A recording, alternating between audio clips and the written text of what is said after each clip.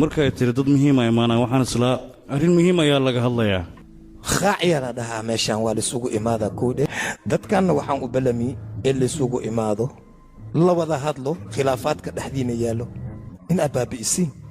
adiga haddii aad cadow yeelatid dhib ma laha annagabo sannadihii hore la soo dhaafi mucaarad waa laheen marka haddii aad mucaarad yeelatid jagada ayaad ka degaysaa middaada kale adiga hadda waxaad leedahay awood annaga garabna sii si aan markaa awood ku yeelanno garab aan kugu siinno maamul iyo dad hoggaamin middaas ayaa la dhahaa shacabkana sidaas ayay kugu raacayaan adigana middaas ayaa ku wanaagsan dad madaxoo akhyaar heshiis hore waa loo soo galay balse adinka kiina waxaan ku tilmaami karaa mid waxooshnimaaha runtii wax walbo annaga aad samayn adiga waxaad ku tilmaamtay khalad inay yihiin balse waxaadan ogeen waxaad adiga samaysa annagan inaan ku tilmaami karno khalad inay yihiin dadweynahan waad la socota annaga dhankeenna inay soo jiraan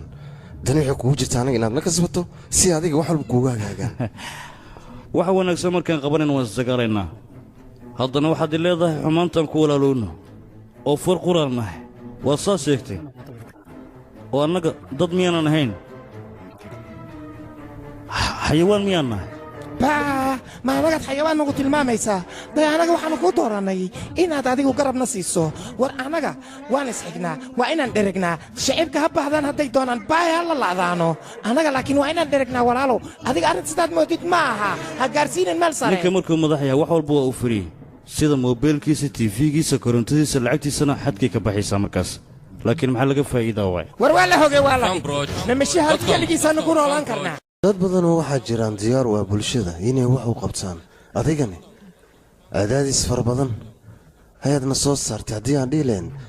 daqiiqadahan yaroo jaga ka qaadis idin dhiman lacagihiina meel dhigtane ma adigaan hortaagin mar walba